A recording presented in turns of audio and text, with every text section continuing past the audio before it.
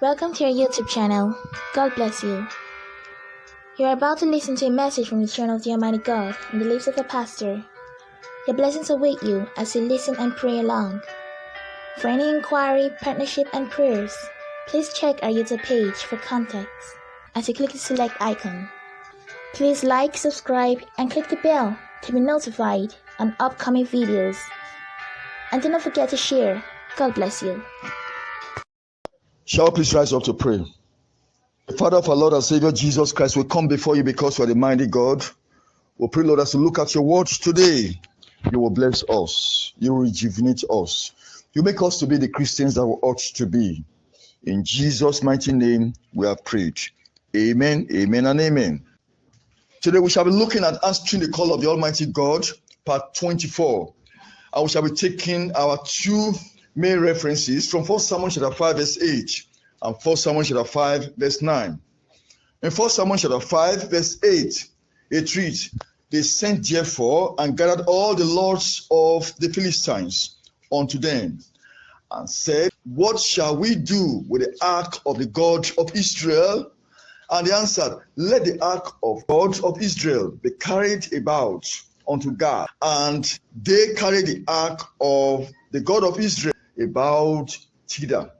In 1 Samuel chapter 5 verse 9, and it was so that after they had carried it about, the hand of the Lord was against the city, a very great destruction, and he smote the men of the city, both small and great, and they had emeralds in their secret parts. If you look at 1 Samuel chapter 5 verse 8, because of what happened, because of the affliction of emeralds that was administered on the people of Ashdod, and because of that kind of judgment from above, the people of Ashdod thought it wise that the ark of the Lord indeed would have to leave the city of Ashdod. But before they did that, they gathered all the lords of the Philistines, the lords. When you see that word, the lords, it's talking about the military personnel. It's talking about the district governors. It's talking about the district leaders. It's talking about the communal leaders. All of them, they came together, but they looked out for the lords. The lords, the military heads, the district heads, and all of that. They came together and then they asked themselves. They pondered it and they came up with a resolution that indeed the ark will have to leave the land of Ashdod unto God. They carried the ark of the God of Israel about thither. And I will see 1 Samuel chapter 5 verse 9 it reads, "And it was so that after they had carried it about, the hand of the Lord was against the city with a very great destruction." That was not the solution. They thought that if the ark will leave Ashdod to God, there will be a reduction, or there will be pity, or there will be mercy upon them. But the Bible says that the hand of the Lord was against the city with a very great destruction, which means there was the increase in judgment.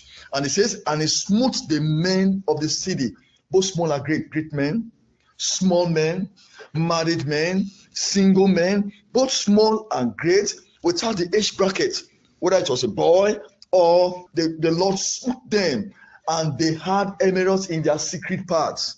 You know, last week we talked about emeralds being on their neck, anus, and all of. But this time around, the Lord afflicted them with emeralds, such that the emeralds got onto their secret part, which means the judgment of God was on the increase, which means God was angry. The Bible says that God is angry with the wicked every day. From the city of Ashdod, God was angry. To the city of God, God was angry. We shall be looking at this message in three perspectives. Perspective number one, divine judgment for a set of counselors. Number two, divine judgment for a set of city dwellers. And perspective number three, divine for a set of corrigible dwellers. Number one, divine judgment of a set of counselors. Who were the counselors? We're talking about the laws here.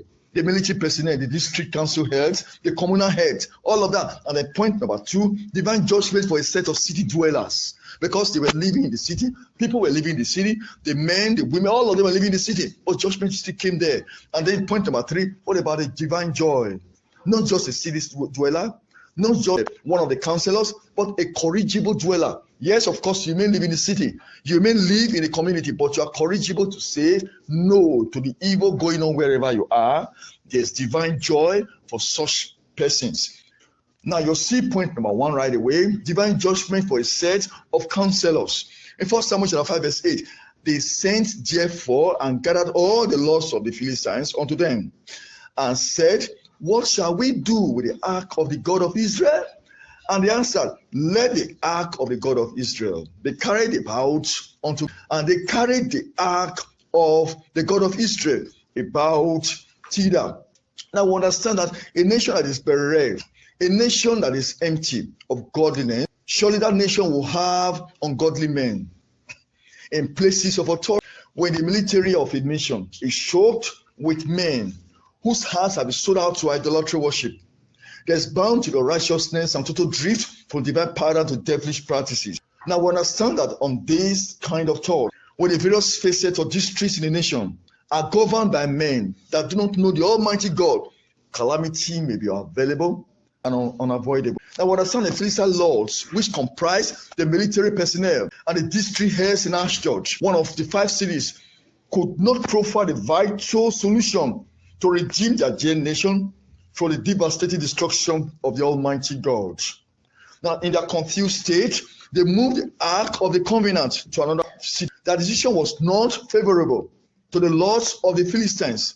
1, 2. The decision was not favorable to the inhabitants of Ashdod and Gath, because the councillors were affected, the lords were affected, the military personnel were affected, the district heads, the communal heads, they were all affected. The inhabitants of Ashdod were affected. The inhabitant of Gath was affected. As a matter of fact, the nation Philistine was affected. We shall be looking at the effects of unsaved personnel on the affairs of the city. When you have unsaved personnel in the affairs of a city, when you have unsaved personnel in the affairs of the city, what are the effects? Because we're looking at 1 Samuel chapter 5, verse 8. They sent therefore and gathered all the lords of the Philistines unto them, and said, what shall we do with the ark of the God of Israel?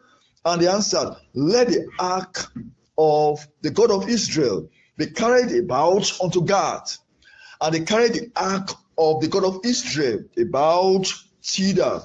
We're looking at the effects of unsaved personnel in the affairs of a city, and the people ruling a community, the people ruling a society, the people ruling a nation, ruling a city. If they are unsaved, they do not have the fear of the Lord in their hearts. If these people ruling homes, ruling wherever, if they are unsaved, then there's a problem, because we understand that the lords of the Philistines, whose sole responsibility was to find a lasting solution to their calamity, and their best response to the situation, they found themselves in a mess. They did not only find themselves in that mess, they put the entire city into a big problem. Because we understand this now. When it did happen, when the calamity came, when the issue came, the nation came together, because the lords of the Philistines, they came together and they tried to proffer solution, which they did, but the solution was not good enough. Now they were the counselors, the lords of the Philistines, they were the counselors. The military personnel of the Philistines, they were the counselors. The district heads were the counselors. The city heads were the communal heads, the leaders, they were the counselors. They proffered their best they had, but that was not good enough. Let's look at the aftermath of having unsaved personnel over the affairs of the people. Number 1, they take decisions outside of God's expectations. Whatever decision they take is always outside of God's expectation. Number 2, they deepen their woes, and the woes of the people they administer their counsels on. They deepen their woes. Number 3, they grossly lack insight into the future of the people under them. They are short-sighted. They're not far-sighted. They grossly lack insight. Number 4, they are completely oblivious of the social stability of the people that they are looking up to them. They are ignorant. They don't even know, because number 1, they will take decision out of God's expectation. Number 2, they will increase their own woes and their family's woes and the woes of the people that are looking up to them. Number 3, they lack insight of the people that they are ruling. Then number 4, they do not even think about the social stability of the people. They don't know whether the decision they will take, how it will affect, to what extent will it affect the social stability of the people. Number 5, that they do not have any understanding of spiritual expectations of the Almighty God for the people under them. Yes, of course, they are ruling people. Yes, of course, they are the communal heads. Yes, of course, they are the city heads. Yes, of course, they are the district heads. Yes, of course, they are the military personnel of the country, but they do not even understand the spiritual expectations of the Almighty God of the people that are under them. Number 6, they have no idea, they have no inkling of how to handle their personal issues, not to mention those bordering on the people that they counsel. They can't handle their issue, but they're also bothered about the issues of the people that are under them. There's a problem, two-way problem. They can't handle their issues. They can't handle the issues of people under them. These are the aftermath of saved soul ruling over the affairs of a city. Then number 7, they depend wholly on their deity and seek powers from it in order to put their city dwellers and nation into continual bondage. The source of power, the source of wisdom, the source of understanding, their perception, the source of decision, whatever it is predicated. It is from their deity. They seek powers. They tend to find out from their deity what their deity will say to them, and therefore putting themselves, putting the city, putting the nation under continual bondage. Number 8, they subject the city and the country to avoidable consequences. Because you see, the consequences that befell the Philistines, the consequences were avoidable if they had surrendered in sackcloth and ashes before the Almighty God. If they had come before God in sackcloth and ashes and said, Lord, we understand now that indeed that Dagon God, this male Dagon God, had no power. If they had come before God and said, God Almighty, you created the universe, you created the heaven, oh Lord, we'll come before you. If they had come before God like that, God would have had mercy, and then they would take the ark away. But they never did that. They subject the city, they subject their communities, they subject their country to avoidable consequences. Number 9, in their confused minds, they transmit confusion and anarchy to their fellow city dwellers, and in most cases to other city dwellers within the same country. That's what they do, because they have confusion. Of course, a confused mind will transmit confusion. A peaceful, settled mind will transmit tranquility. It will transmit peace. But a confused mind, a deluded mind, will transmit delusion, will transmit confusion. In their confused mind, they transmit confusion and anarchy to their fellow city dwellers, and in most cases to other city dwellers within the same country. These are the aftermath of unsaved soul ruling a city. Now we shall be looking quickly at wise counsel to national leadership across the world. Wise counsel to national leadership across the world. We're looking at 2 Samuel chapter 23, verse 3. 2 Samuel chapter 23, verse 3. The God of Israel, the rock of Israel, spake to me, and he that ruleth over men must be just, ruling in the fear of God. In Psalm 103, verse 19, the Lord hath prepared his throne in the heavens, and his kingdom ruleth over all. Whoever you are, a national leader across the world, or wherever you are, or national leaders across the world, this is what counsel to you. You are a national leader, physical national leader, transcendent national leader. The Bible says in Psalm 103, verse 19, the Lord has prepared his throne in the heavens, and his kingdom ruleth over all. There is a superseding kingdom over your country. There's a superseding kingdom over your city, and there's a superseding kingdom over your community. There's a superseding kingdom over your nation. The Lord prepared his throne in the heavens, and his kingdom ruleth over all. Understand this. Whatever policies that you come up with or you announce in your nation, there's a superseding kingdom, there's a superseding rulership from above. That's the Almighty God. That we should understand the laws of this world, should know that geographical locations, the land masses and those confines of their governance were created and established by the Almighty God. There could be some recorded socio-economic feats by some nations across the world. In the understanding of men, yes, that country is so strong economically, that country is so strong socio-economically, that country is so strong technologically, that country is so strong in science. But you know, the parameters that we use, the indices that we use, the determinants that we use to assess or evaluate that kind of strength, that kind of success, that kind of feat may not be aligned to God's expectation. In the end of all economic activities, In the end of all technological drives, and in the end of all human conquest, one thing that will stand for, that one thing that will stand for, and that one thing that will stand against each person, one thing that will stand for, that one thing that will stand against each person, one thing that will stand for each person, one thing that will stand for each nation, one thing that will stand for every one of us in our sojourn in this planet Earth, one thing that will stand against every person, each person, one thing that will stand against each nation in this one planet Earth that we all live, that we all carry our daily activities. One thing will stand for, one thing will stand against, and we can see that one thing in this expression. Look at the expression, listen to the expression, the adequate measure of the compulsory, healthy acceptance and sincere followership of our Lord and Savior Jesus Christ day to day. Now you look at this now, the adequate measure of the compulsory, healthy acceptance and sincere followership of our Lord and Savior Jesus Christ day to day. Rate yourself right now, because you need to start measuring it now. What kind of measure? Score yourself right now. Score yourself over 100. Score yourself over 10.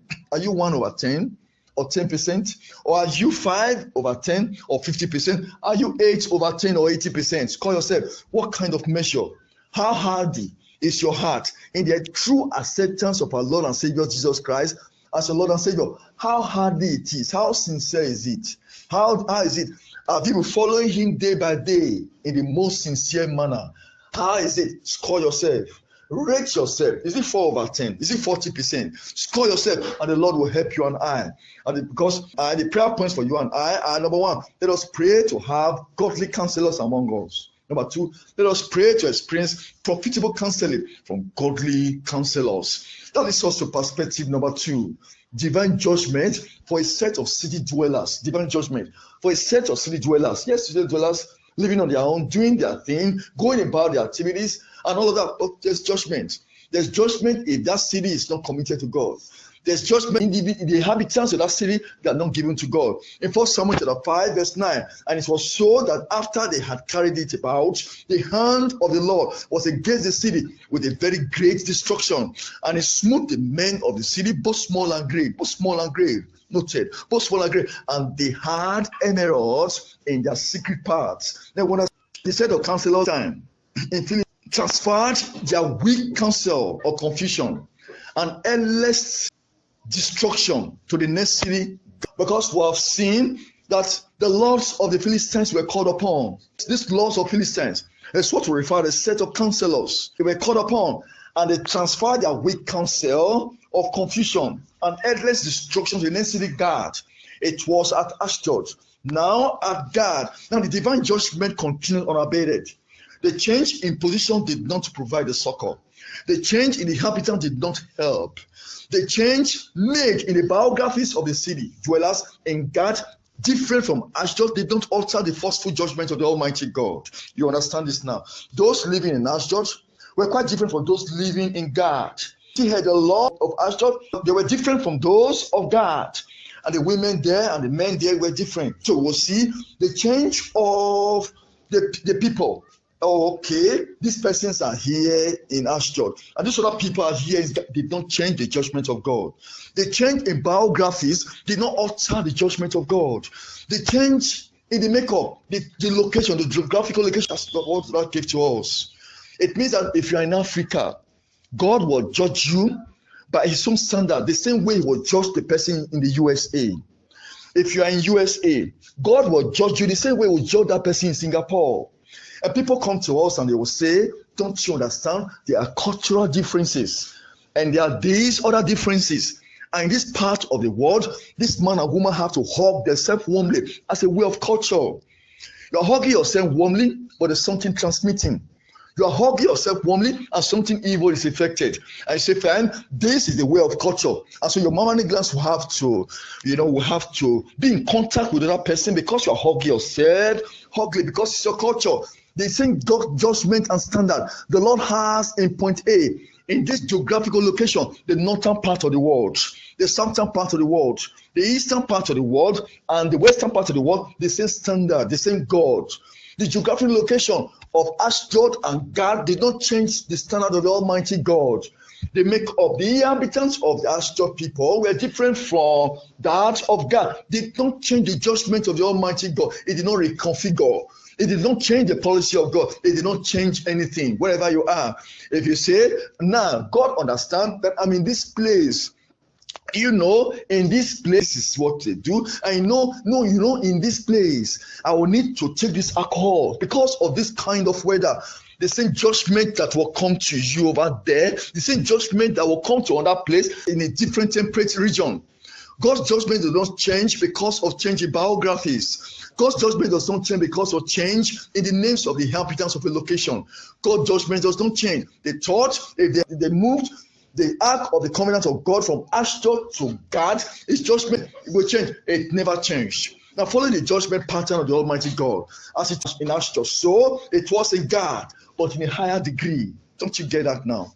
The measure of God's judgment in Ashdod was as a point. And when it got to Gad, it was that same point, but in higher measure. But the same God's judgment. Let's look at God's disposition against sin and evil. God's fixed position against sin and evil. Number one, his judgment is same for all. Number two, his judgment does not recognize social status. Number three, his judgment does not understand biographies. Number four, his judgment cannot be altered because of changes in geographical locations. Number five, his judgment thinks less about age brackets. Both small and great are dealt with. Only infants may be spared. Number six, his judgment increases with increase in the intensity of disobedience, because you see, they moved on from Ashdod now to God. The disobedience was increasing. They never knew what to do. His judgment will increase as the person increases in disobedience. Number seven, his judgment has no place for personages, big social figures, national figures, or philanthropists. No, it has no place for that. Number eight, his judgment goes well for anyone that is genuinely serving the Almighty God. Number nine, his judgment severes fake worshippers from fervent worshippers. Number 10, his judgment carries afflictions on any parts of the human body and soul. Don't you get? Last week, we talked about the emeralds administered on the people. Now he says, emerald is not just on your neck, it's not just on your anus, it's right there in your private part. He will give it to you, which means God's judgment will cut across from the cranium of the human body down to the sole of the feet. It can judge anybody. And the Lord will help you and I. Our prayer points for you and I are: number one, let us pray to follow righteousness now that we're alive. Number two, let us pray to seek the Almighty God now that we're alive. A second green in Isaiah 18 verse 3, all the inhabitants of the world and dwellers on the earth, see ye, when ye lifted up an earth sign on the mountains, and when ye blowed a trumpet, hear ye. I'm blowing the trumpet now. I'm sounding the trumpet now. That God's judgment will not say, because your father is a great man of God. Therefore, you charge, therefore your sins are forgiven. Or because, oh no, you have done this great thing for the church, therefore your sins are forgiven. I will mitigate, I will reduce my judgment. God's judgment will not say, oh, because you have done this for me and you have changed your geographical location, because I understand the culture of where you are. God, you understand. You know my heart. I will reduce and adjust my judgment for you. No, God's judgment does not go like that. I'm sounding the trumpet now for those that will hear. And I pray that everybody will hear. Everybody will hear, so that there will be changes in lives across the world in the mighty name of Jesus. Perspective number 3, divine joy for such incorrigible dwellers. Because you see in the city, they're incorrigible dwellers. In the city, there are unbelievers there, there are unsaved people there, but there's a divine joy. There's divine joy for a set of incorrigible dwellers. Of course, we have read 1 Samuel chapter 5 verse 8 before. I have read 1 Samuel chapter 5 verse 9. But we'll add Matthew chapter 11 verse 29. Matthew chapter 11 verse 29. Take my yoke upon you and learn of me, for I am meek and lowly in heart, and ye shall find rest unto your souls. Now, you understand this. We can be part of the set of city dwellers in our various communities that are courageous to refrain our feet from the path of destruction and follow the path of spiritual progress in the Almighty God. We can be courageous not to be counted among those that have sold their consciences to the devil. We should choose the path of righteousness, telling the truth at all times. Don't pay back evil for evil. Resisting the thoughts of wicked practices, setting other people up, reporting lies against unsuspecting persons to gain favors and fame, and being unfaithful in our matrimonial vows and allegiance to the Almighty God. The question or the appeal is this to the Philistines in our today's world. I'm talking about the literal Philistines in our today's world, to the lost in all nations across the world, and to all people who are the privilege of reading and listening to this word. Our Lord Jesus Christ is requesting you to come unto him. He wants to cause the needed changes that will pacify and make the Almighty God be joyful because of you. He needs you to go to him right now in prayer, and he wants to create in you a new heart so that you understand, you will love him the more, and righteousness will be bettered upon your life. That's what the Lord is saying. Don't be among the people in the city that do not know the Lord. Be courageous. Be a courageous city dweller. Be a courageous community dweller. Societal person. Be a courageous nationalist. Be a courageous countryman, country boy, country girl, country woman. Whoever you are, be courageous to say no to the evil, to say no to sin, to say I will follow Jesus all the way. No matter what it is, I will follow Jesus Christ. The prayer points for you and I are: number one, let us pray to have our names in the book of life. Number two, let us pray to serve the Almighty God through our Lord and Savior Jesus Christ throughout our lifetimes. So let's answer point. Number one, be a godly counselor to the people. Be a godly counselor to the people. Because in 1 Samuel 5 verse 8, and they sent Jephthah and gathered all the lords of the Philistines unto them, and said, what shall we do with the ark of the God of Israel? And they answered, let the ark of the God of Israel be carried about unto God of the ark of Israel, about Tidal. So let's answer point number two. Your age and social status are not a consideration to avert God's judgment if you are not an infant or a truly innocent child. In 1 Samuel 5 verse 9, and it was so that after they had carried it about, the hand of the Lord was against the city with a very great destruction, and he smote the men of the city, both small and great, and they had emeralds in their secret part. So that's our action point number three. We have read 1 Samuel 5 verse 8 and 1 Samuel 5 verse 9 and the Matthew chapter 11 verse 29 now. Take my yoke upon you and learn of me, for I am meek and lowly in heart, and ye shall find rest unto your souls. Be a truly repentant soul now. So that's action point number four. It is important that you understand Almighty God sees your heart. In this knowledge, it is wise to decide to follow him now.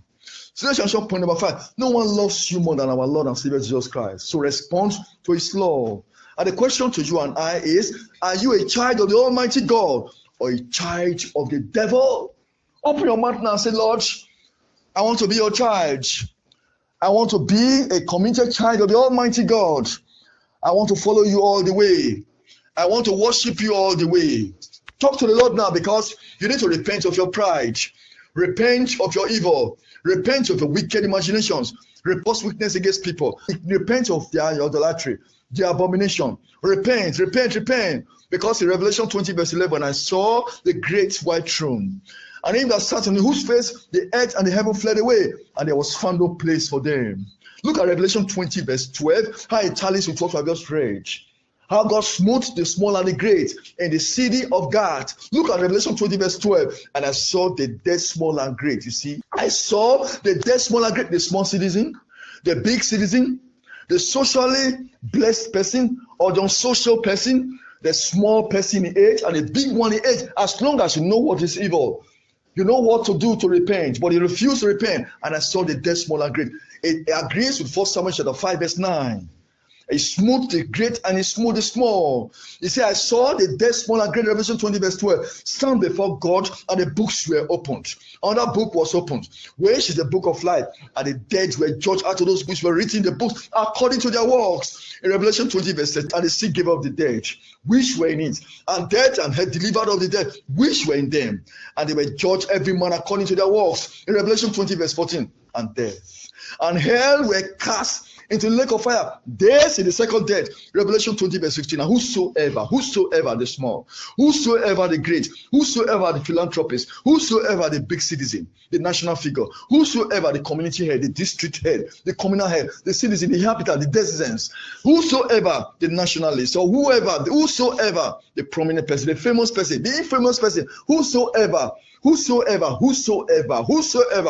not found written in the book of life was cast into the lake of fire. That will not be my portion. Of course, that will not be your portion. If that will not be our portion, let's open our mouth now and say, Lord, I come before you. I come before you. Lord, I come before you. I come before you and I repent sincerely and genuinely for my sins now. Lord, have mercy upon me. Lord, have mercy upon me. Lord, have mercy upon me. Lord, have mercy upon me. Indeed, you have mercy upon you. Indeed, you have mercy upon me. Lord, have mercy upon me. Forgive me my sins. Write my name in the book of life. I promise I won't go back to my evil anymore, setting up people because of unfaith. Lord, I won't do that anymore. Lying against people, taking evil reports here and there, because you want to get favor, you want to get popularity. Oh Lord, I won't go back to my evil anymore. I won't go back to my evil anymore. Your lies, your cheating, your lusting, your immorality, your unfaithfulness, all of those things. Lord, I repent of my sins now. I promise you, Lord, I won't go back to my sins anymore. I will go back as you say that prayer now to the Almighty God. If you are sincere with that prayer, the power of God will visit you. The power of God will touch you. The power of God will hit you like a thunderbolt. And you will feel it in your heart that there's a new heart within you. That there's a changed person you are. Of course, you remember who you are by name, by your height, by your status. But spiritually, something would be affected upon your life. Talk to him now because he will hear your prayer. If you have prayed that prayer sincerely, I pray with you now. Congratulations. Father, in the name of Jesus, as we have prayed that prayer sincerely, write his or her name in the book of life in Jesus' name. Thank you, Lord, because I know that you have answered. Let the Spirit of God witness within them that indeed they are the children of God. I pray, Almighty God, from now henceforth, they will serve you sincerely. They will serve you faithfully. And your fear will indeed spread in their heart, expand in their heart, dilate in their heart, and they will love righteousness and hasten all through the days of their lives in Jesus' name. Thank you, Lord, because I know that you have answered. In Jesus' mighty name, we have prayed. Amen, amen, and amen. God bless you. Thanks for listening to the message. Your blessings await you as you obey and pray along. For any inquiry, partnership, and prayers, please check our YouTube page for contact as you click on the select icon. Please like, subscribe, and click the bell to be notified on upcoming videos. And do not forget to share. God bless you.